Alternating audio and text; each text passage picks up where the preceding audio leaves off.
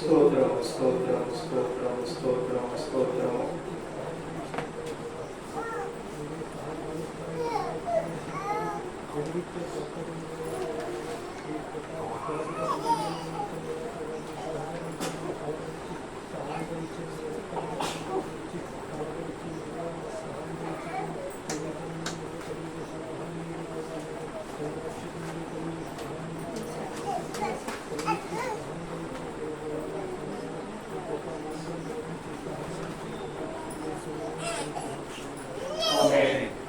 మహోన్నతుడా, మహిమా స్వరూపుడా, మా ప్రియుడవు, మా బలుడవు, మా ఆత్మల కాపుడు అయిన మా దేవుడవు అనుకుని మీకు స్తోత్రము.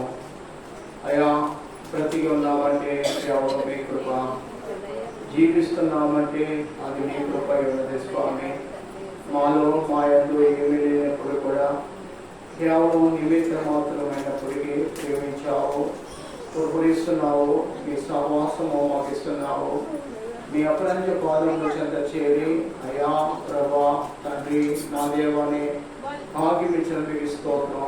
ఎవరైనా చేరున్న బిడ్డను బట్టి మీ సంతానం మీ పేరు కలిగిన వారు కావున మీ పాదశాన్ని ప్రేమించి వచ్చిన బిడ్డలందరినీ ఆస్వాదించారు. ఎవరైనా ఆశగల ప్రాణం తృప్తిపరిచే దేవుడు, ఆశగల మాటలు ప్రభా తృప్తిపరిచే మాటలు ఏమయ్యడమో ఆ తృప్తిపరిచే మాటలు ప్రభు మీ ఆత్మ ద్వారా నాతో మాతో మాట్లాడి ప్రభు మాట్లాడమని వేడుకొచ్చాను. ప్రభు ఎవరి అవసరాలు బట్టి ఉన్నారో వారి అవసరం వారి పక్షంగా, వారి కుటుంబాల పక్షంగా, వారి బిడ్డల పక్షం మీ ఆత్మ నుంచి కార్యాలు సఫలం చేసి దీవించమని గనులలో రక్షకుడైన యేసుక్రీస్తు ఘన నామములో వేడుకొంచున్నాము తండ్రి.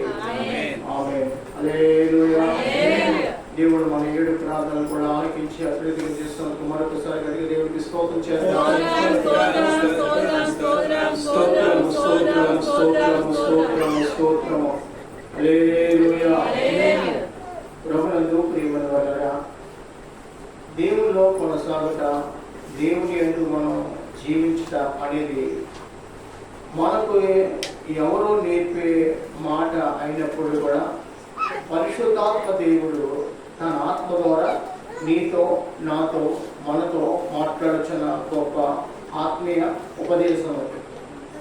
నిజమే, దేవుని ఆరాధించుట ఒకసారి వైపు చూడాలి. దేవుని ఆరాధించుట అనేది ఎంత గొప్ప భాగ్యం అంటే చాలా గొప్ప భాగ్యం.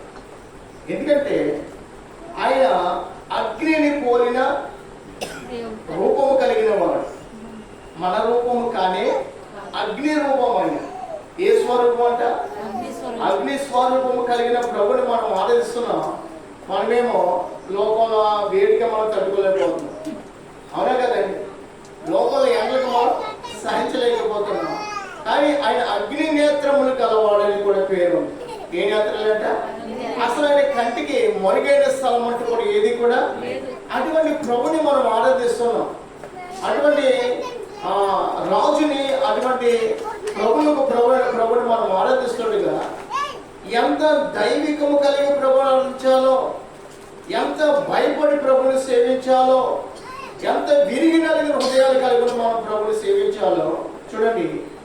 కొంతమంది సహవాసానికి వెళ్ళక యాక నవ్వుల మీదే ఉంటారు, లేకపోతే వారి తలంపుల మీద, వారి యొక్క ఆలోచనల మీద వారు ఉండిపోతారు. దేవుని సన్నిధి అనేది ఎల్లప్పుడూ కూడా మనం భయపడుతూ ప్రభుని సేవ చేయాలి. ఏం చేయాలంటే భయపడుతూ ఉండాలి. దేవుని సన్నిధిలోనైనా లేకపోతే మన గృహాల్లో కూడా మనం ప్రభు కోసం ఎలా జీవించాలంట? భయపడుతూ జీవించాలి. మనము ప్రతి విషయంలో కూడా చూడండి, కర్ఫ్యూ పెట్టారు అంటే కరోనా పోయిన మన కళ్ళ ముందు జరిగింది. 2023లో కరోనా జరిగింది. వాస్తవంగా ఎవరైనా ఇంట్లోంచి బయటకు వెళ్ళారా? ఎవరా లేదు. పోలీసులు ఇంటి ముందు తిరుగుతున్నారనుకోండి, ఇంట్లోంచి ఎవరైనా బయటకు వస్తే షూట్ చేస్తామన్నారు అనుకోండి, ఎవరైనా బయటకు వెళ్తారా? ఆకలితో కానీ బయటకు వెళ్తారు. ఎందుకంటే పోలీసులు ఏం చేస్తారంట? వారి కంటికి కనపడితే షూట్ చేసేమని ఆర్డర్ దొరికింది, చంపేమని ఆర్డర్ దొరికింది. అలాగే ఏంటి, మనము మానవుల అధికారానికి, మానవునికి యొక్క వారి యొక్క కార్యాలకు మనం భయపడుతున్నామేమో, కానీ దేవుని కార్యానికి మనం ఎంత భయపడాలో అంతకంటే రెట్టింపు. స్తోత్రం చెప్తామా? అంతకంటే రెట్టింపు భయపడి జీవించిన వాడు చాలా ధన్యుడు అంటాడు. కీర్తన గ్రంథంలో కీర్తనకారుడు రాస్తూ చూడండి, 78వ కీర్తన గ్రంథం 78వ కీర్తన 35-36 వచనం మన చదువులు ముందుకెళ్దాం. కీర్తన 78. దేవుడు తమకు ఆశ్రయ దుర్గమనియు మహోన్నతుడైన దేవుడు తమకు విమోచకుడనియు వారు జ్ఞాపకము చేసుకునేది అయినను వారి హృదయము ఆయన ఎడల స్థిరముగా ఉండలేదు. చాలండి, తర్వాత మళ్ళీ మనం చదువుకుంటాం. వారు జ్ఞాపకం చేసుకున్నది దేవుడిని ఎలా జ్ఞాపకం చేసుకున్నది తెలుసండి?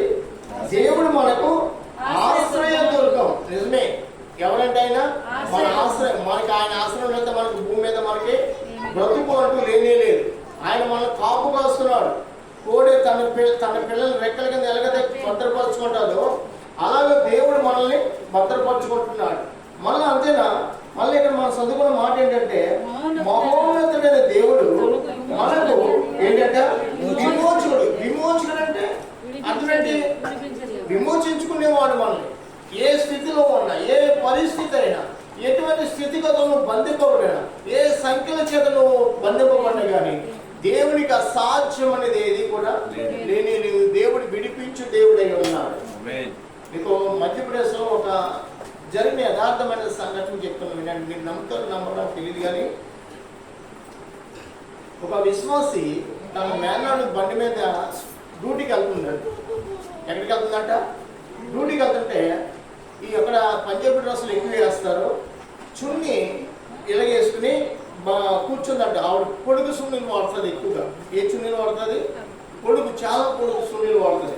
అయితే ఆ చున్నీ వెనక నుంచి చక్రంలో పడిపోతే ఎప్పుడైతే చున్నీ చక్రం లాగేసిందో ఇవి బండి మీద ఉన్నామే డబ్బొక్కు మన కింద పడిపోయిందండి. వీడు ఏమో బండి స్పీడ్లో ఉన్న కంట్రోల్ చేయాలి. ఎందుకంటే బండి బస్సు వెళ్ళిపోతుంది కంగారు పడితే వెనక నుంచి కంగారు. అతను కుర్రోడు స్పీడ్లో ఉన్నాడు. వెనక చూడండి, ఈ మెదడు యావత్తు కూడా మొత్తం పాడైపోయింది. ఆమెను హాస్పిటల్లో ఐసీ మీద పెట్టి ఈ బుర్ర మొత్తం టెంకు ఇలా వైపు చూడాలి. ఈ టెంకు మొత్తం ఓపెన్ చేసి లోపల ఉన్న మెదడుని జర్మనీ పంపించారు. ఎంత టెక్నికల్ వచ్చిందో చూడండి వైద్యులు కూడా. ఈ మెదడుని తీసి అన్ని దినాలు కూడా ఆమె బ్రతికేలో ఉండేలాగా ఆమెకు కావాల్సిన అన్ని కూడా వైద్యం చేశారు. లేదంటే కొన్ని లక్షలైంది ఆమె హాస్పిటల్స్. మన ఈ మధ్య మన ఎక్కడ మండపేటలో కోటలు జరుగుతున్న అక్కడికి వచ్చిందండి. సిస్టర్ మీ గురించి మాకు అక్కడ ఉన్నప్పుడు పరిచయం. సిస్టర్ మీ గురించి ఉన్నప్పుడు గుండె తడెక్కింది. అసలు బ్రదరు అసలు నేను మరణ అనే స్థితిగతికి వెళ్ళిపోయాను. కానీ దేవుడు అసలు ఎలా జ్ఞానం ఇచ్చాడో, దేవుడు ఎలా నన్ను బ్రతికించాడో ఆయన చిత్తం తప్ప నా వల్ల ఏమి కానీ కొన్ని లక్షలు అయిపోయి కానీ ఆమె వల్ల తిరిగి బ్రతికింది. మనలో అటువంటి వారికి ఎవరికైనా ఏదైనా జరిగితే మనం తట్టుకోలేదు. ఈ మెదడుని మనలో వాళ్ళు బైబిల్ చేయడానికి జర్నీ పంపించారు. నమ్ముతారా? జర్నీ పంపితే ఒక వారం అక్కడ వారు ఆ మెదడు కావాల్సిన వైద్యం చేసి మళ్ళీ పంపిస్తే మళ్ళీ ఆ మెదడుని ఆమెకు పెట్టి మళ్ళీ ఆమె మామూలు స్థితిలోకి తీసుకురావడానికి మళ్ళీ కొన్ని నెలలు మళ్ళీ మంచి మీద ఆమె కొనవలసి వచ్చింది. ఈరోజు మంచిది దేవుని సేవలో ఆమె కొనసాగుతుంది. అంతకుముందు ఉద్యోగం చేసి ఆ ఉద్యోగం చేస్తున్నప్పుడు కూడా అనేది నేను ఉద్యోగం మానేసి దేవుని సేవ చేయాలి, ఇంటింటికి తిరగాలి, ఇంటింటికి దేవునికి చెప్పాలి, నాకు ఉద్యోగం చేయడం ఇష్టం లేదు అని నాతో కూడా అనేది. నేను సేవకు రాకమునుపు కూడా ఆ విషయం నాతో అనేది మేమందరం కూడా ఒక సంఘం ఉండేవాళ్ళం. కాబట్టి మరి ఎందుకు ఆమె నిర్లక్ష్యం చేయడం వల్ల ఎందుకు నిర్లక్ష్యం నాకు తెలియదు. కానీ అయితే ఈరోజు అటువంటి స్థితి నుంచి దేవుడి విడిపించి ఇటే చూడాలి. అటువంటి స్థితి నుంచి విడిపించి దేవుడు ఆమెను మళ్ళీ సజీవురాలుగా ఉంచుకున్నాడు. దేవుడికి స్తోత్రం. డబ్బు మన ప్రాణాన్ని పోయేది కానీ ఏంటంటే రక్షించదు కానీ విమోచించదు కానీ ఎవరు విమోచించుకుంటాడు? దేవుడు విమోచించుకుంటాడు. ఎప్పుడు దేవుడు విమోచించుకుంటాడంటే సంపూర్ణంగా దేవుని మీద ఆనుకుని ఉన్న రోజును దేవుడు మనల్ని రక్షించుకుంటాడు. ఆమేన్. ఎవరి మీద అనుకోవాలి? దేవుని మీద. ఎవరి మీద అనుకోవాలంట? ఆయన మన ఆశ్రయం. ఎవరండి ఆయన? మనకు మన దేవుడు ఊపిరి పెట్టాడు. ఊపిరి ఎంత తీసుకుంటే మనకు తెలియదు, కానీ నువ్వు ఊపిరి తీసుకునేది కూడా దేవునికి తెలుసు. మన ఊపిరి ఎంత తీసుకున్నామో దేవుడు మన ఊపిరి కూడా ఏం పెట్టాడు? ఒక కొలత పెట్టాడు, ఒక పరిమితం పెట్టాడు. ప్రియమైన వాళ్ళ వినండి, ఒక ఆయన ఈ మధ్యన ఒక ఆయన అంటున్నాడు, రోజు శరీరానికి ఏం కావాలంటే నీళ్ళు కావాలి ఎక్కువగా. అవునే కదా? ఒక ఆయనకి ఎటువంటి బలహీనత వచ్చిందంటే శరీరంలో నీరు ఎక్కువైపోవడం వల్ల గుండెలో నీరు పట్టేసిందండి. సరే ఇది నీరు తాగటం ఆరోగ్యకరం అంటారు. అతడు అదే ఉద్దేశం నీరు తాగాడు. నీరు తాగితే నీరు శరీరంలో ఎక్కువైపోయి గుండెకి నీరే పట్టేసినట్టు. ఈ వ్యాధులు ఎలాగొంటే మానసిక పరిస్థితులు ఎదురుతో మనకు తెలియదు. కావున దేవుని మీద మనం ఆనుకున్నప్పుడు వాళ్ళు 36 వచ్చిన వారి గురించి రాయబడిన మాట ఏమి తెలుసండి? అయినను వారి ఉదయము ఆయన ఎడల. మన ఉదయం ఎవరి ఎడల? ఆయన ఎడల. ఎవరి ఎడలంటే దేవుని ఎడల స్థిరంగా ఉండును గాక. దేవుని ఎడల మన హృదయం మనం స్థిరపరచుకున్న ఎడల దేవుడు అన్ని విధాలా మనల్ని రక్షించి ఆశ్రయించు దేవుడు. ప్రియమైన వాళ్ళ దేవుడు నమ్ముకున్న వారి జీవితంలో మొదట ఆశీర్వాదం కనపడాలి. ఏం ఆశీర్వాదం కనపడాలి? భూలోకంలో జీవించే వారి కంటే నీలో నాలో మనలో ఏముండాలంట? దేవుడిచ్చే ఆశీర్వాదాలు ఎక్కువగా ఉండాలంట. ఏముండాలంట? దేవుడిచ్చే ఆశీర్వాదాలు నీకు నాకు ఎక్కువగా ఉండాలి. ఎందుకు తెలుసా? అబ్రహాముతో వాగ్దానం చేశాడు, నేను దీవిస్తున్నా, నువ్వు ఎవరైతే దీవిస్తావారో దీవించబడతారు. అంతేనా? నీ వంశం వారిని కూడా నేను దీవిస్తానని దేవుడు వాగ్దానం చేశాడు. కాబట్టి మనం ఎవరి వంశం ఎవరి చేతి అప్పగివ్వబడ్డామంటే అబ్రహాము వంశములకు మనము అప్పగివ్వబడ్డాం. అబ్రహాము ఏ తండ్రి? విశ్వాసులకు తండ్రి. మనం ఎవరిప్పుడు? విశ్వాసము కలిగిన వారు. కాబట్టి మన తండ్రి ఎవరు? అబ్రహాము దేవుడు దీవించేటప్పుడు గొప్ప మాట చెప్పినాడు. గలతీ పత్రిక 3వ అధ్యాయం ఒక మాట నేను మీకు చూపించి ముందుకెళ్తాను. చూడండి, గలతీ పత్రిక 3వ అధ్యాయం ఒక్కసారి వెళ్దాం. గలతీ పత్రిక 3వ అధ్యాయం చూడండి. 3వ అధ్యాయం 8వ వచనం చదువుకుందాం. దేవుడి విశ్వాసం మూలముగా అన్యజనులను నీతిమంతులుగా తీర్చునని లేఖనం ముందుగా చూసి నీయందు అన్యజనులందరూ కూడా ఆశీర్వదింపబడుదురు అని అబ్రహామునకు సువార్త ముందుగా ప్రకటించెను. కాబట్టి విశ్వాస సంబంధమైన విశ్వాసము గల అబ్రహాముతో కూడా ఆశ్రయింపబడుదురు. గట్టిగా స్తోత్రం చెప్పండి. ప్రియమైన వాళ్ళ ప్రభువుని నమ్ముకున్న బిడ్డలు ఎవరు కూడా ఈ లోకాన్ని విడిచిపెట్టేటప్పుడంట అప్పులతోనూ నానా వ్యాధులతోనూ నానా పోరాటాలతో మనం చనిపోతే దేవుడు ఒప్పుకోడు. ఎవరు ఆశ్రయింపబడుతున్నారంట? అబ్రహాం ఆశ్రయింపబడ్డాడా? లేదు, మీరు చెప్పండి. అతనికి 70 సంవత్సరాలకు సంతాన అభివృద్ధి లేదు అమ్మా. ఏ ఆస్తి పాస్తులు కూడా లేవు. 12వ అధ్యాయం చదువుకుంటే అతడు శూన్యం కలిగి ఉన్నాడు. 13వ అధ్యాయం చదువుకుంటే అతడు వెండి బంగారాలు పశువులు బహుధనవంతుడు. చూడండి, ఆదికాండం 13వ అధ్యాయం ఒకసారి చూడండి. ఆదికాండం అబ్రహాము తనకు కలిగిన సమస్తమును తన భార్యను తనతో కూడా ఉన్న లోతును వెంట పెట్టుకుని ఐగుప్తులో నుండి 13వ అధ్యాయం మొదటి నుంచి చదవండి. అదే మరి ఐగుప్తులో నుండి నేగేబునకు వెళ్ళెను. అబ్రహాము వెండి బంగారము పశువులను కలిగి. అది అబ్రహాము ఏం కలిగి ఉన్నాడంట? వెండి బంగారాలు పశువులు. మళ్ళీ ఏముండాలి? మళ్ళీ దేవుడిచ్చే ప్రతి ఒక్క ఆశీర్వాదం మనం కలిగి ఉండాలి. ప్రియమైన వాళ్ళు, దేవుడు నమ్ముకున్న వారు ఎక్కువగా ఆశ్రమపడే నిమిత్తం దేవుడు ఈ రక్షణ సువార్తను దేవుడు మనకి ఇచ్చాడు.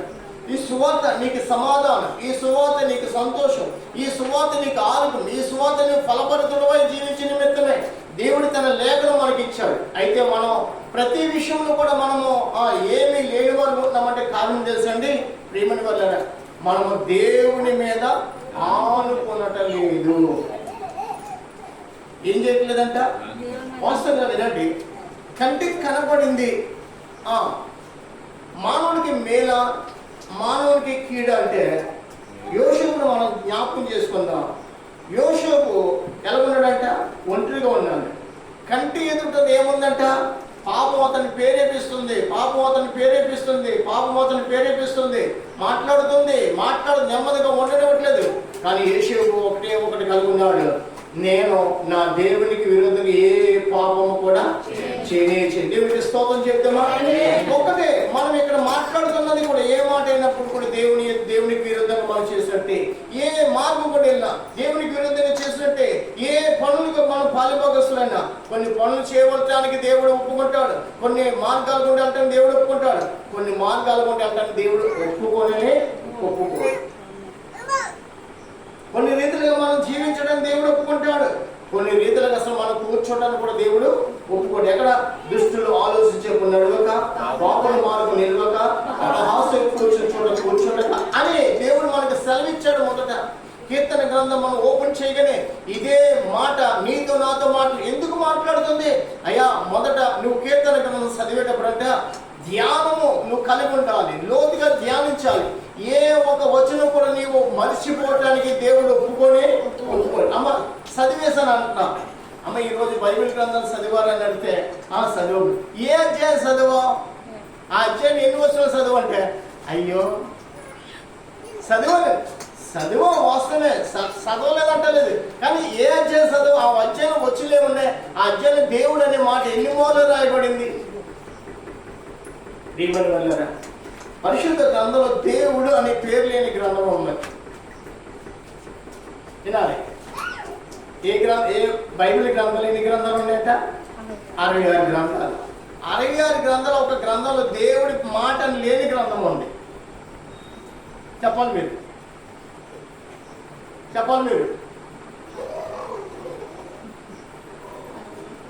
66 గ్రంథాలు. ఒక అధ్యాయం, ఒక గ్రంథం యావత్తు కూడా అసలు యేసు అనే మాట కానీ, ప్రభు అనే మాట కానీ, దేవుడు అనే మాట లేని గ్రంథం ఉంది. మీరు పెన్నా గారిని తీసుకుని బైబిల్ మీద రాసుకోండి. ఎస్తేరు గ్రంథంలో మీరు ఇంటికి చదవండి. దేవుడు అనే మాట కానీ, ఆయన అనే మాట కానీ, ఏ ప్రభు అనే మాట కానీ ఎక్కడ కూడా కనబడదు. ఇంటిగా మీరు ఎస్తేరు గ్రంథం ఎదురుగా రాసుకోండి. దేవుడు అనే మాట నేను పట్టుకుంటాను అని చూపించి మీరు చదివి వచ్చేవారు నాకు చూపించండి. ఏ మాట అంట? దేవుడు అనే మాట. ఈ దేవుడు అనే మాట ప్రతి గ్రంథంలో కనపడుతుంది. మీకు ఆయన అనే మాట కనపడుతుంది, లేదా ఇంకా ప్రభుడి మాట ఆయన కనపడుతుంది, లేదా ఇంకా కొన్ని మాటలు ఆయన గురించి మనం పెడతాం. కానీ ఎస్తేరు గ్రంథం వెళ్ళినప్పటికీ ఎస్తేరు గ్రంథంలో దేవుడు అని కానీ, ఆయన అని కానీ, ప్రభు అని కానీ అసలు ఒక పదం నీకు కనపడదు. కానీ విశ్వాసంతో ఆ గ్రంథం రాయబడింది. విశ్వాసం వలన ఎటువంటి అద్భుతాలు జరుగుతాయో, ప్రభుని నమ్ముకున్న వారి జీవితంలో ఎంత ఘనత కలుగుతారు, ఇవన్నీ కూడా మన ఆ గ్రంథంలో మనం చూస్తాం. ప్రభునందు ప్రియమైన వలన నిజమే, విశ్వాస విషయంలో మన జీవితంలో కూడా అటువంటి అద్భుతాలు జరుగుతాయి. అందుకనే అబ్రహాము విశ్వాస వీరుడైనాడు. అబ్రహాము ద్వారా అనేకమైన ప్రతి ఒక్కరు కూడా ఎలా ఉండాలంటే విశ్వాసంతోనే వారు కూడా ఆశ్రయింపబడతారు.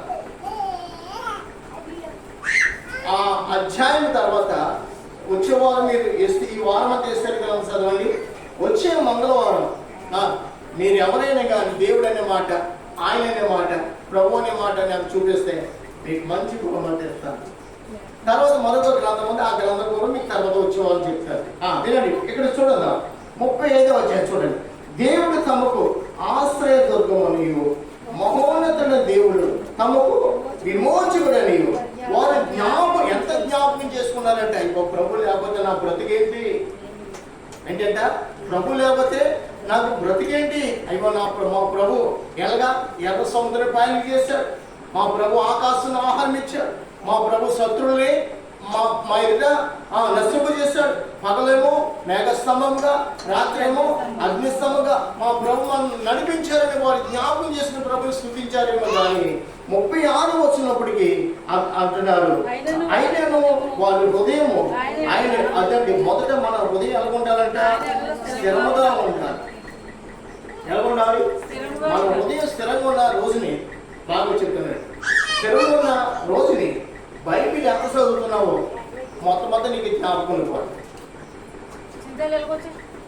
వినండి, మరొక విషయం, విత్తబడిన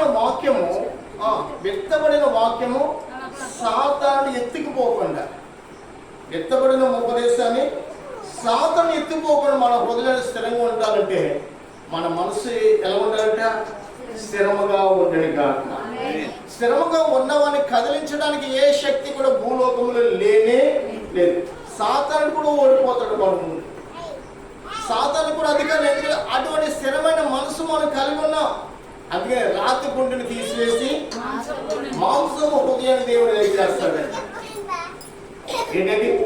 రాతి గుండెని మీరు నుండి తీసివేసి ఏ హృదయము? మాంసపు హృదయం దేవుడు దయచేస్తాడు. నిజమే, రాతి లాంటి మన మనసును, రాతి లాంటి మన హృదయాన్ని దేవుడు తన వాక్యము చేత, తన ఆత్మ చేత మనల్ని ఏం చేస్తున్నాడు? మెత్తని హృదయాలుగా చేస్తున్నాడు.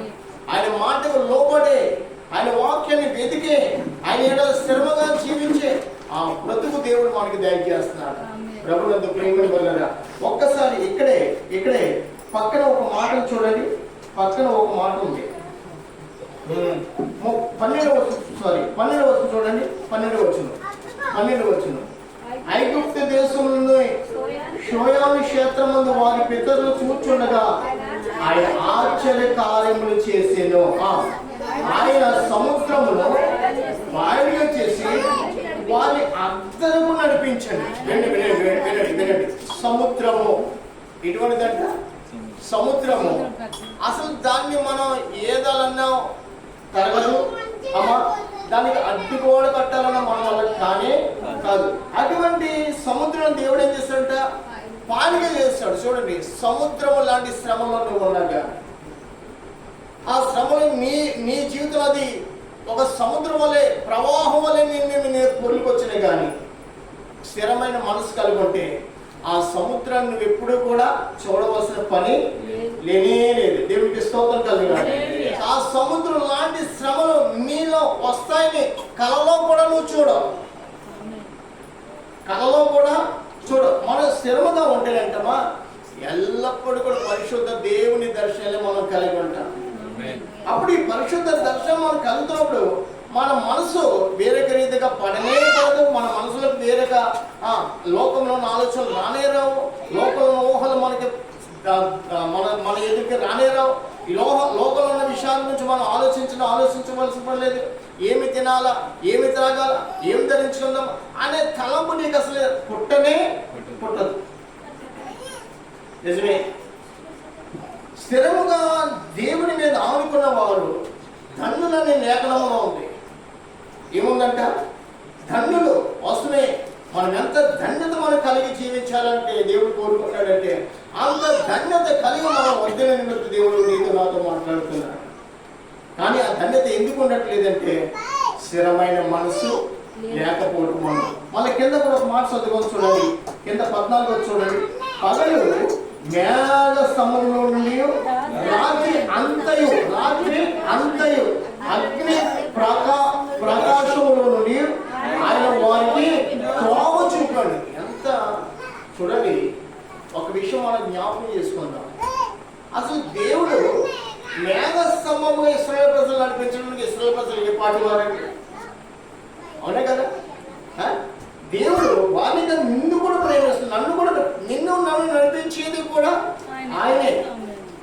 నన్ను నడిపించేది కూడా ఆయన. ఇశ్రాయేలు ప్రజలే కాదు, ఈ రోజు కూడా దేవుడు వారికంటే ఎక్కువగా దేవుడు మనల్ని నడిపించుతున్నాడు.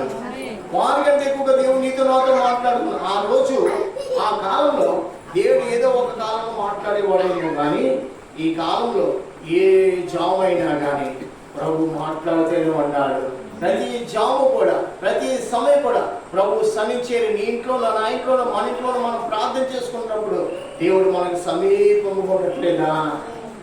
దేవుడు మన మొరను ఆలకించట్లేదా?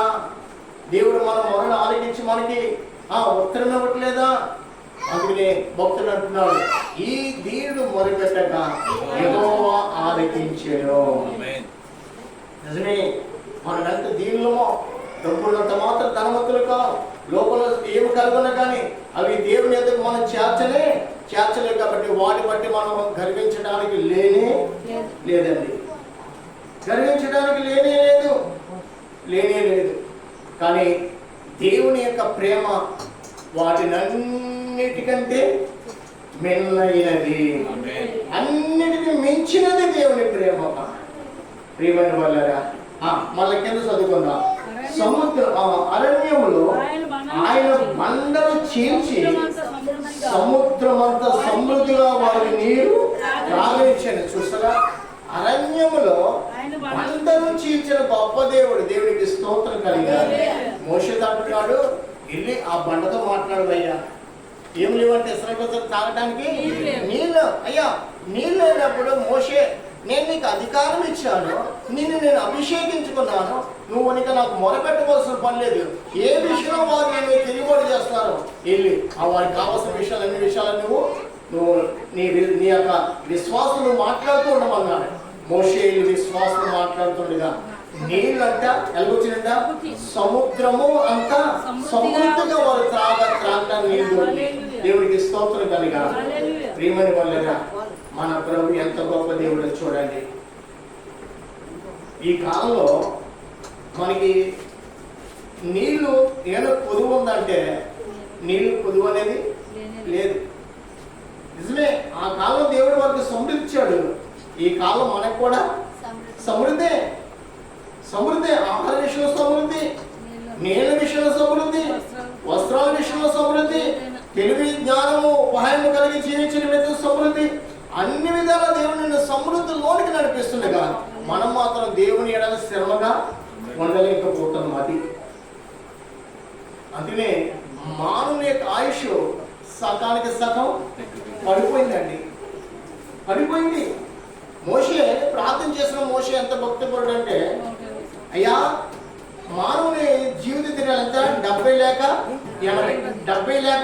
80 అయినందుకు వాటి జీవితము ఆవేశం అన్నాడు. అటువంటి 70-80 ప్రార్థన చేసిన మోషే ఎంతకాలం బ్రతికాడంట?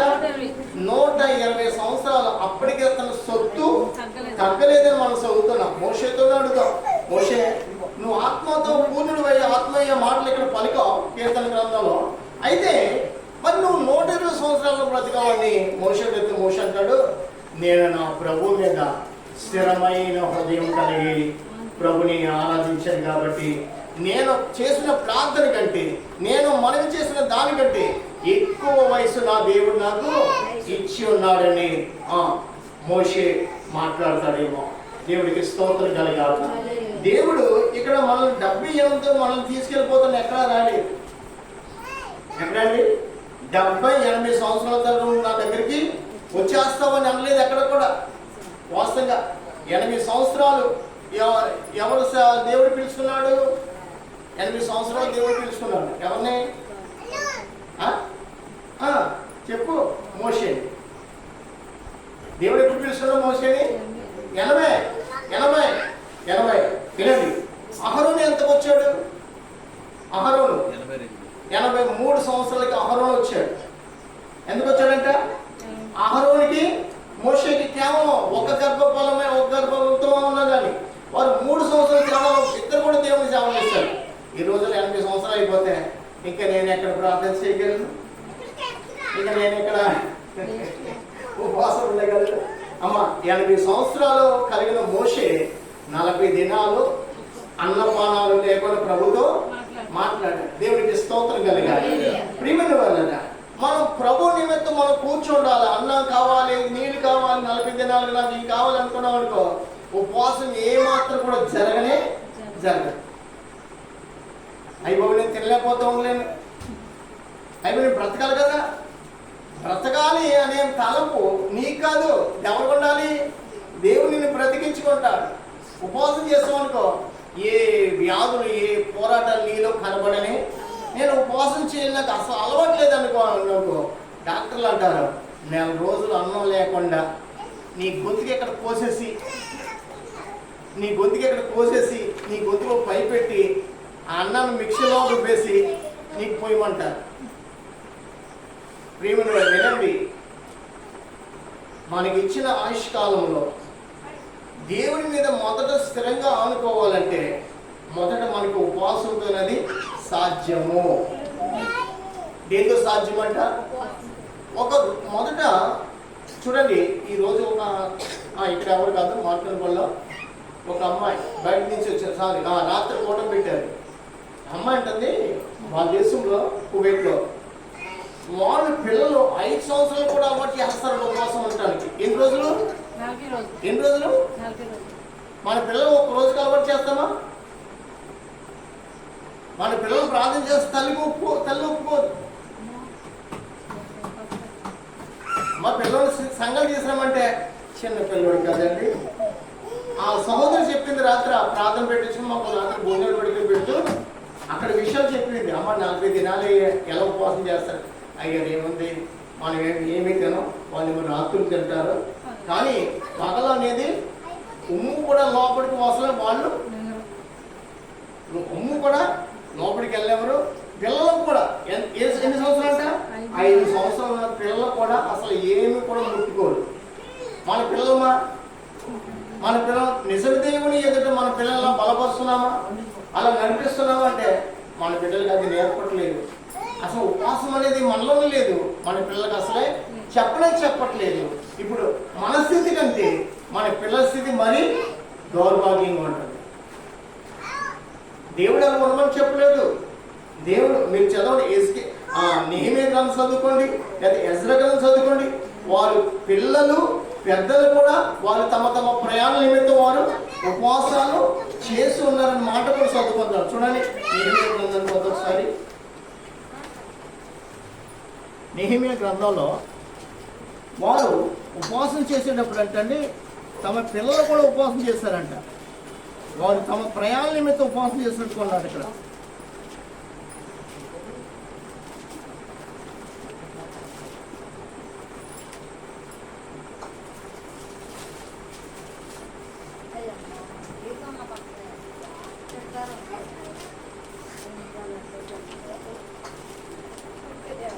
వారు తమ పిల్లల నిమిత్తం కూడా ఉపవాసాలు చేస్తారు.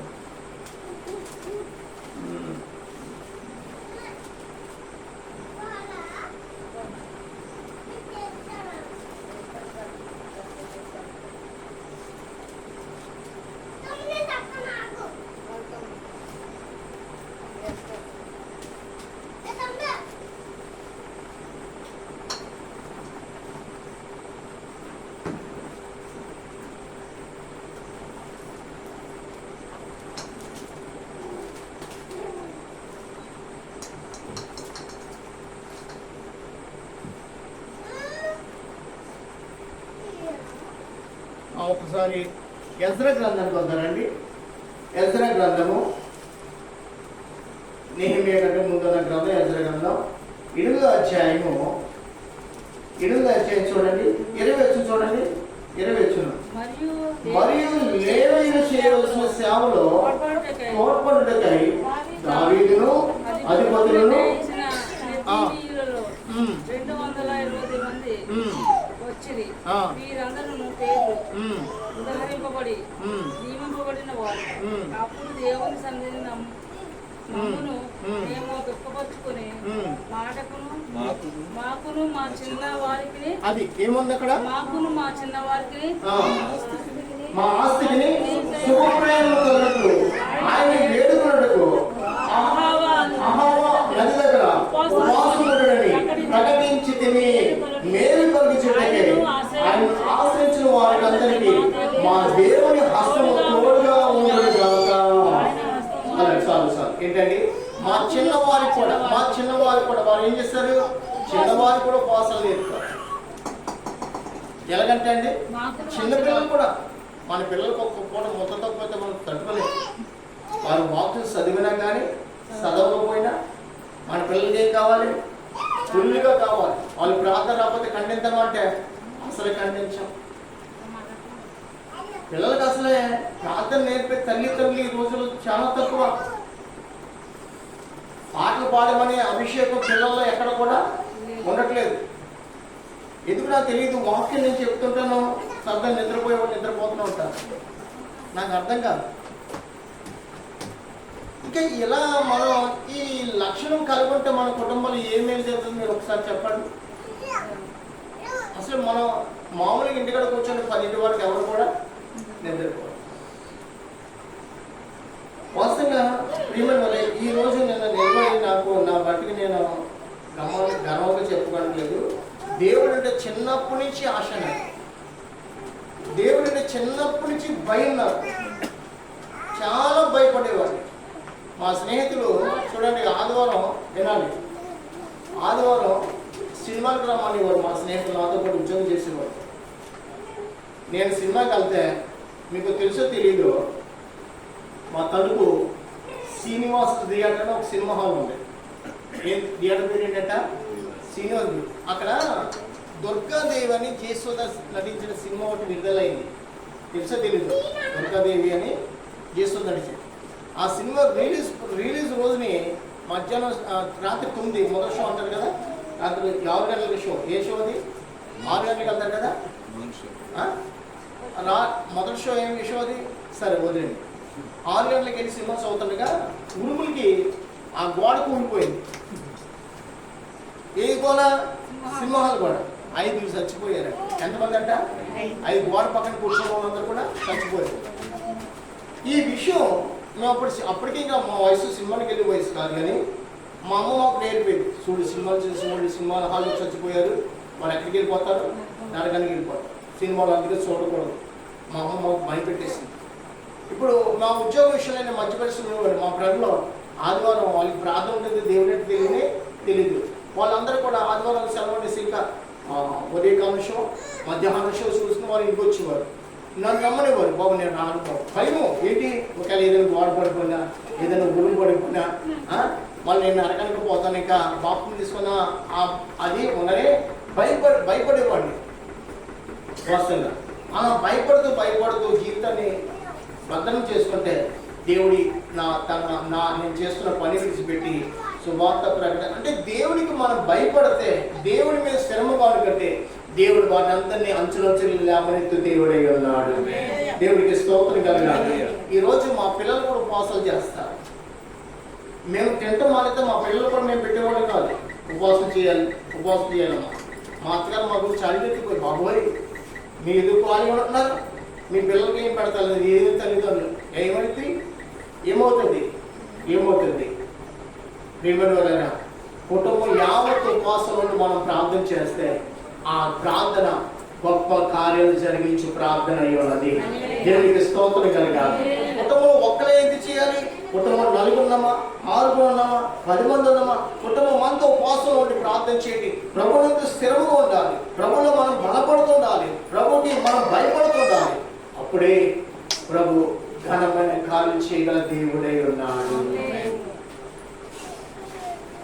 కుటుంబం ఒక్కరు కాదు, భార్య భర్తలు, పిల్లలు కూడా. పిల్లలకి చెప్పాలి, అయినా లేదు ఈ రోజు వాస్తవంగా మా అక్కగారి కుటుంబం అంటే మొత్తం కుటుంబం యావత్తు కూడా కుటుంబం పిల్లలతో పాటు బాగుంది. చిన్నప్పటి నుంచి మా అక్క పిల్లలకు అలవాటు చేసింది. ఈరోజు పిల్లలకి చెప్పవలసిన పని లేదు. వారు తమ జీవిత అవసరం నిమిత్తము ప్రభు సన్నిధిని ఉపవాసం చేస్తూ ఉంటారు. పిల్లలు ప్రభు సన్నిధిని ఉపవాసం చేస్తుంటారు. నిజంగా మా అక్క పిల్లలకి ప్రార్థనే నేర్పింది. ప్రార్థన వాక్యమే వారికి బహుమానంగా ఇచ్చింది. తాము సంపాదించి ఏమీ లేదు, కానీ దేవుడు మాత్రం పిల్లల కుటుంబ జీవితంలో అన్ని సమృద్ధిగా ఇచ్చేస్తారు. దేవుడికి స్తోత్రం కలగాలి. అన్ని సమృద్ధిగా దయచేస్తాడండి. నిజమే, మన విశ్వాసం అయితే దేవుడి మీద సంపూర్ణంగా అనుకుంటే మన కుటుంబానికి వచ్చేవారు మనకంటే రెట్టింపు అభిషేకం కలవారిని దేవుడు మన యొద్దకు నడిపిస్తాడు. హల్లెలూయా. అత్త కోడల మధ్య మమ్మీ మమ్మీ మమ్మీ అంటూ ఉంటుంది కోడలు. ఈమెమో అత్తేమో తల్లి ఇరా చిట్టలు ఇటురా అంటది కోడలు. ఇది ఎక్కడ నేర్చుకున్న స్వభావం? ఇది దేవుని యొద్ద నేర్చుకున్న నాలిక నాలిక నాలిక. కూతురైన ఒకటే, కోడలైన ఒకటే దేవుని నమ్ముకున్న వారికి. ఇది నా కూతురు కాదు, ఎవరో కన్నా బిడ్డ. దీన్ని నేను గౌరవించవలసిన తలంపులు మనకి పుట్టనే లోకంలో ఉన్నవారు చూడండి. అది నా కడుపును పుట్టిందా, ఎవరో కడుపును పుట్టింది, దాన్ని నేను మర్యాద చేస్తామండి. దాన్ని ఇవన్నీ ఎక్కడేంట దేవుణ్ణి ఎరగని అన్యజనుల యొక్క భోగాలనేవి, మాటలనేవి కుటుంబాన్ని స్థితులు చేసుకుంటారు, కుటుంబాలను పాడు చేసుకుంటారు. ఆ కోడలు మంచం పట్టినప్పుడు నీ నోట్లో ఏమి వేయాలి? నీళ్ళు వేయాలి వద్దా? ఇప్పుడు ఈ కోళ్ళను ప్రేమించలేదు, ఏం చేస్తుంది? ఈ కోళ్ళ ఉడుకుడు నీళ్ళు కొందుకోసేద్దాం, అంతే కదండి. ఆమె కూడా ఏముంటది? ఏం కోపం ఉంటుంది, అవునా కదా? నీకెంత కోపం, నీ కళ్ళ ముందు పుట్టిన దానికి అంతకంటే రెట్టింపు కోపం ఉంటుంది.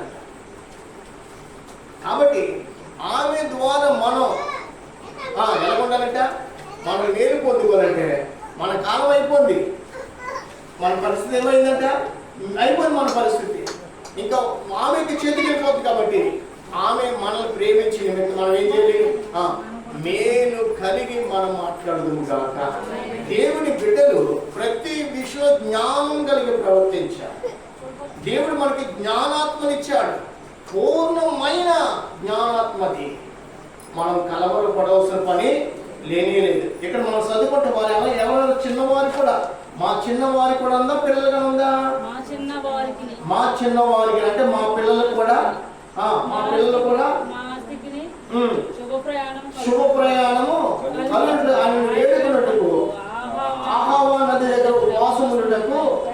సరే, నెహెమీయా గ్రంథం ఒకసారి చూడండి. మా పిల్లలకు కూడా అన్ని మాట ఉంటుందేమో నెహెమీయా గ్రంథంలో. నేను చదువుకున్న మాట, అందుకని చెప్తున్నాను, ఎక్కువ ఉన్న మాట నేను మరొకసారి చూపించగలేము. ఇప్పుడు సమయం మించిపోతుంది.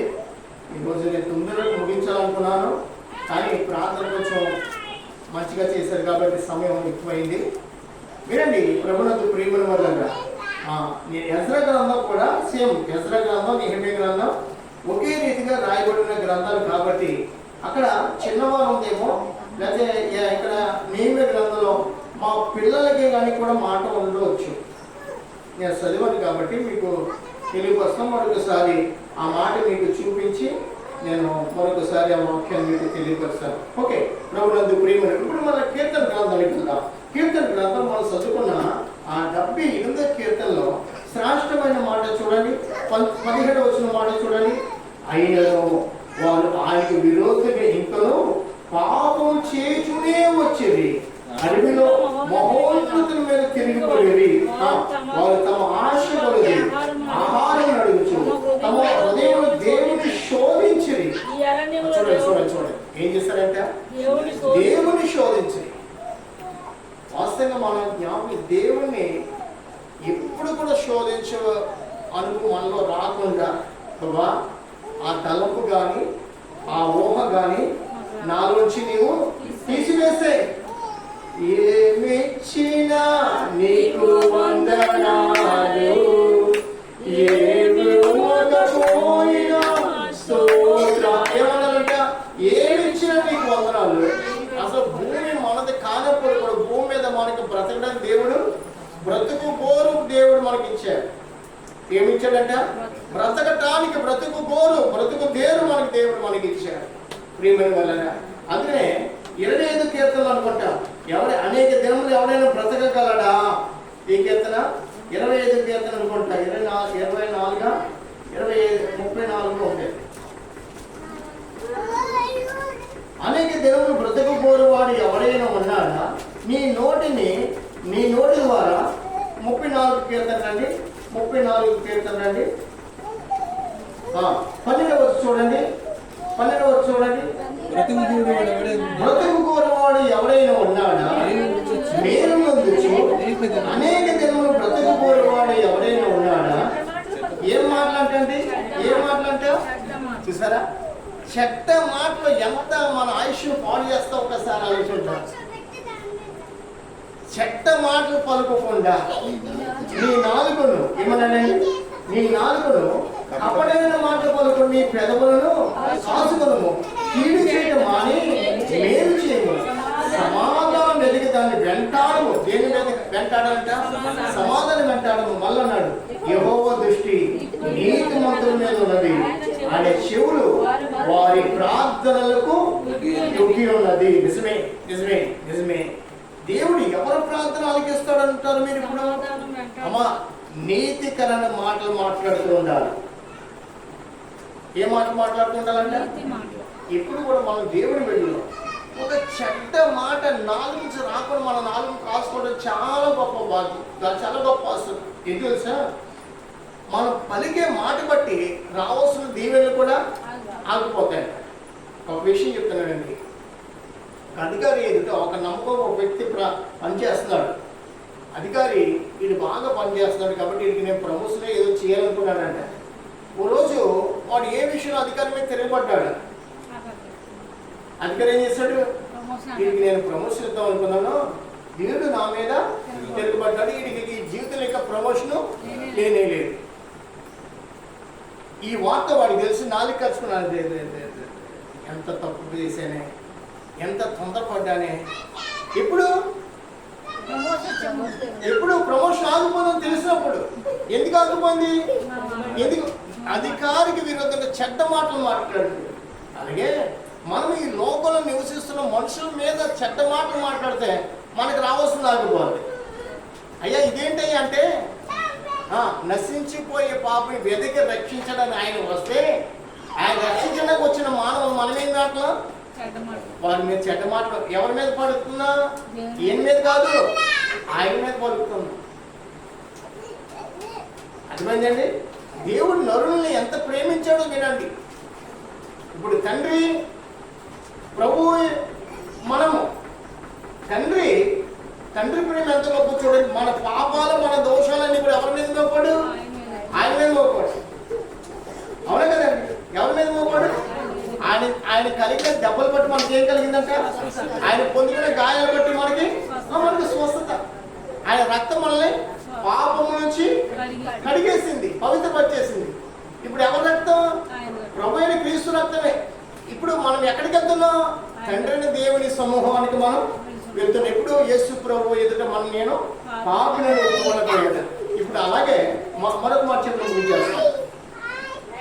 యేసు మనం ఈ లోకంలో బ్రతుకుండగా దేవుడు మనకు వాక్యం ఇచ్చిన వాక్యం ఏంటి తెలుసు అంటే, నీవు చెడ్డ మాటలు ఎప్పుడు కూడా నీ నాలుకకు రాకుండా కాసుకోమన్నాడు.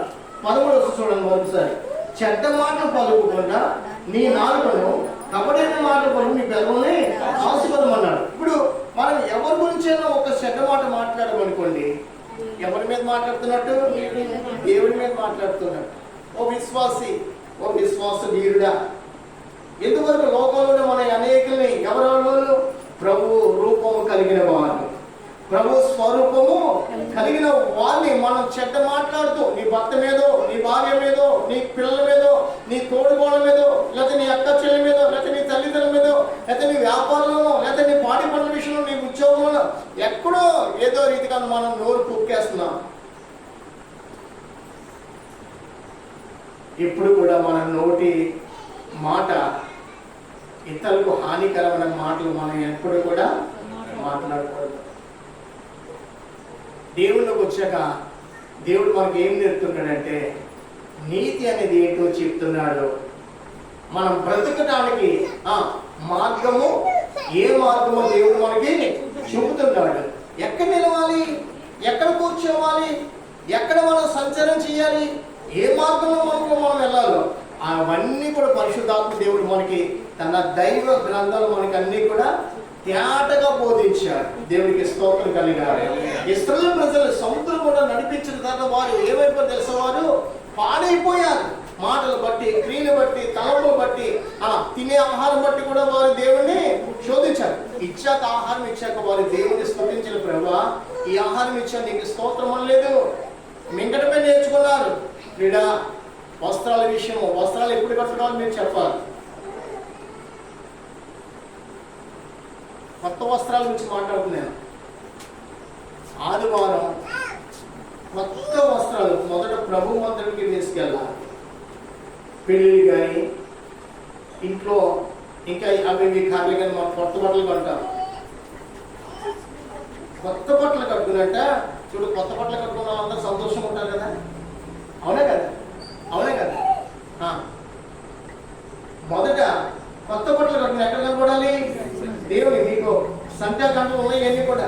మీకు చూపిస్తున్న రోజు మనం ప్రతి విషయం కూడా ప్రభు సన్నిధి సంతోషంగా ప్రభుని ఆరాధించాలి. తినే విషయంలో, కలుగునే విషయంలో, అన్ని విధాలు దేవుని సన్నిధిని మనం కనపడాలి, సంతోషంగా కనపడాలి, హృదయ ఆనందంతో ప్రభుని సేవించాలి, హృదయ ఆ సంతోషంలో కలిగి ప్రభుని సేవించాలి. ప్రియమైన వాళ్ళ ఇవన్నీ కూడా మనం చేస్తున్నామంటే అన్ని విషయంలో మనం తప్పిపోతున్నాం. ఇశ్రాయేలు ప్రజలే కాదు, మనం కూడా దేవునికి దూరం అయిపోయి దేవుని యొక్క నిబంధన మనం మర్చిపోయి మన ఇష్టానుసారంగా మనం బ్రతుకుతున్నాం. ప్రియమైన వాళ్ళ మరొక మాట చదువుతాను. కీర్తన గ్రంథానికి వద్దాం. కీర్తన గ్రంథానికి వచ్చి 78వ అధ్యాయానికి వచ్చి అక్కడ చూడండి 19 వచనం. ఈ అరణ్యంలో దేవుడి భోజనము సిద్ధపరచగలడా అనొచ్చు. వారు దేవునికి విరోధంగా మాట్లాడచ్చు. ఆయన బండను కొట్టగా నీళ్లు కాలువలి పారెను. ఆయన ఆహారం ఇవ్వగలడా? సరే ఏంటంటే అక్కడ మనం చదువుకున్నాం. ఈ అరణ్యంలో దేవుడు భోజనము సిద్ధపరచగలడా అనొచ్చు. మన ఇక్కడ ఏమన్నారు? ఆయన ఆహారము ఇవ్వగలడా, ఆయన తన ప్రజలకు మాంసము సిద్ధపరచగలడా అని చెప్పుకున్నది. యెహోవా ఈ మాట విని కోపగించెను. యాకోబు సంతతిని దహించి వేటకు అగ్ని ఆదేశాను. నేను విషయం చెప్పండి మీకు అందరికీ. తినే విషయం ఎప్పుడు కూడా దేవుడిని అడగవలసిన పని. ఎందుకంటే పిచ్చుకుని చూడండి, ఆకాశ పక్షుల్ని అవి ఎత్తవు పోయవు దర్శనలో అయినప్పుడు దేవుడు పనుకోడు. అంతకంటే మీరు ఆహార విషయంలో ఎప్పుడు కూడా, వస్త్రాల విషయంలో ఎప్పుడు కూడా కేవలం దేవుణ్ణి గణపరిచే విషయంలో మాత్రమే. దేవుని గణపరిచే విషయంలో ఎలాగంటే ప్రభు వాక్యాన్ని స్మరించి స్తోత్రం అంటే అది ఒక స్తోత్ర ప్రార్థన అయిపోతుంది. ఎప్పుడైతే స్తుతి చేస్తున్నామో మన స్థితిగతులన్నీ కూడా మార్పు చెందుతున్నాయి. దేవుడికి స్తోత్రం. మన మాట మారాలి, మన బ్రతుకు మారాలి, మన జీవితం మారాలి మొదట. అప్పుడే దేవునికి మనం స్థిరమైన హృదయము కలిగిన వారికి ప్రభు సేవ చేయగలం. ప్రభా నా కొడుకుని కలెక్టర్ చేయనైనా. కలెక్టర్ అవ్వడో ఎందుకు తెలుసా? కలెక్టర్ అయితే ఏమవ్వాలి? త్రాగాలి, వ్యభిచారాల పనులు చేయాలి, దొంగ రాతలు రాయాలి, డబ్బు కింద నుంచి. మరి నీ కొడుకు పరలోకం వెళ్తాడా, నరకానికి వెళ్తాడా? ఇవన్నీ చేసిన వాళ్ళు చెప్పండి. ఇవన్నీ చేసిన వాళ్ళు ఎక్కడికి వెళ్తారు? నరకానికి వెళ్తారు, పరలోకానికి వెళ్తారు. కాబట్టి పరలోకానికి వెళ్ళే మార్గం కూడా నా బిడ్డ నడిపించండి. వాడికి ఏం చేస్తారు సార్? అటువంటి అన్యాయపు పనులు చేయని ఏదో ఒక ఉద్యోగం వచ్చి నిన్ను తృప్తిపరుస్తాడు, నీ బిడ్డను తృప్తిపరుస్తాడు. కానీ నీ బిడ్డలో కానీ నీలో కానీ ఏ పాపం కలగని దేవుడు నిత్యమైన ఆశ్రయాలు దయచే దేవుడే అన్నాడు. నిజమే. మనం అడిగే విషయం కూడా తప్పిపోతున్నాం, తినే విషయం తప్పిపోతున్నాం, వస్త్రాల విషయం తప్పిపోతున్నాం. ఇశ్రాయేలు ప్రజలే కాదు, మనము కూడా తప్పిపోతున్నాం. మనం తప్పిపోకుండా ప్రభా నీ చిత్తము నా ఎందు, నా బిడ్డలందు నెరవేర్చాను. నైనా మమ్మల్ని శోధించే దేవుడు కావు, మమ్మల్ని కనపరచు దేవుడు, మమ్మల్ని దీవించే దేవుడు, మాకు సహాయం చేయ దేవుడు నీవే. నిజమే. దేవుడు ఎవరిని కూడా శోధించడం. యాకోబు భక్తుడు అన్నాడు, శోధన సహించేవాడు ధన్యుడు అన్నాడు. ఏ శోధన అంటే మన చేతుల ద్వారా మనం చేసుకునే చెడు, అది శోధన అన్నద్దు. కీడి విషయమే ప్రభు శోధింపబడా నేరడు. నిజమే. మనం కీడి చేస్తున్నాం. ప్రియమైన వల్లరా నువ్వు అంటున్నావేమో, ప్రభా నాకెందుకు శోధన అంటావేమో. లేదు, ప్రభు నన్ను ఎన్నడూ కూడా శోధించాడు. కావున ప్రభు వాక్యాన్ని ఎరిగిన మనం, ప్రభు బిడ్డలమైన మనం, ఇశ్రాయేలు ప్రజలు తిరుగుబాటు చేసిన రీతికి మనం ఎన్నడూ తిరుగుబాటు లేకుండా ప్రభు కార్యం ఏమైందో, ఆయన చిత్తం ఏమైంది, ఆయన వాక్యం ఏమైందో స్మరించి ఆయన రాకడెత్తబడే వారిగా ఉందామో. ఈ కొద్ది మాటలు మీ యొక్క వెనుకలు దేవుడు దీవించి ఫలింపచేయను గాక. ఆమె మన రెండు చేతులు పైకి ఒకసారి దేవుడికి మనకి ఇచ్చిన సమూహం దేవుడికి స్తోత్రం చేద్దాం. స్తోత్రము స్తుతి మహిమ ఘనత సమస్తం ఆయనకి ఇచ్చేదని గాక. ప్రభువా పరిశుద్ధుడ మహోన్నతుడ మహిమ స్వరూపుడ నీ ఘనమైన నామం బట్టి మీకు స్తోత్రము స్వామి. మీరు మమ్మల్ని ప్రేమించి మాకు ఇచ్చిన ఈ కూడిక బట్టి మీకు స్తోత్రం. ప్రతి మంగళవారం జరుగుతున్న కూడికలో గొప్ప సందేశాన్ని మీరు మాకు ఇస్తున్నందుకు కూడా మీకు స్తోత్రం. ప్రభు ఇదిగోనైనా ఈ దినాన్ని మీరు మాతో మాట్లాడిన మాటలు బట్టి మీకు స్తోత్రం. ప్రభా నిజమే, ఇంకా కొన్ని ఆత్మీయ మాటలు నేర్చుకోవటానికి, మా ప్రవర్తన, మా మాట అయినా మా బ్రతుకు ఏమైందో వాటిని కూడా సరి చేసుకోవటానికి మీరు మాకు ఇచ్చిన ఈ ఉపదేశం బట్టి మీకు స్తోత్రం ప్రభా.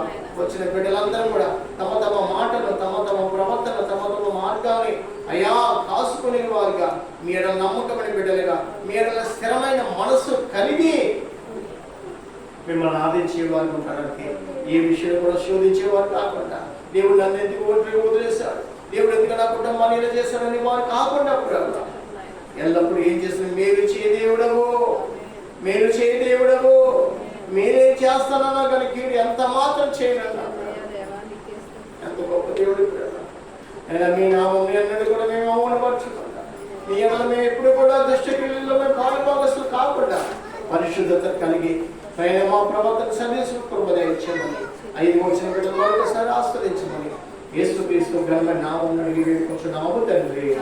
ఆమేన్, ఆమేన్, ఆమేన్. మన తండ్రి దేవుని యొక్క ప్రేమ, మన రక్షకుడు మన ప్రభువు యేసుక్రీస్తు వారి కృప, పరిశుద్ధాత్మ దేవుని సహాయం కూడా మీకు అందరికీ తోడై నడిపించును గాక. ఆమేన్, ఆమేన్, ఆమేన్. నా ప్రాణమా నా ప్రాణమా యెహోవాను స్తుతించుము, ఆయన యేసునామమున దేనిని వదలకుము. ఆమేన్, ఆమేన్, ఆమేన్. హల్లెలూయా, హల్లెలూయా, హల్లెలూయా. దేవుడు మిమ్మల్ని దీవించును గాక. ఆమేన్. రాజు మీకు స్తోత్ర ప్రియులు ప్రేమించి పరిశుద్ధపరచండి, ఇచ్చిన వారికి దీవెని కనుక తాగి వారికి ఉపదయించేవారు యేసునామమున అడిగి వేడుకుంటున్నాము తండ్రి. ఆమేన్. అమేశ్వర్ Nasıl kurtarsan?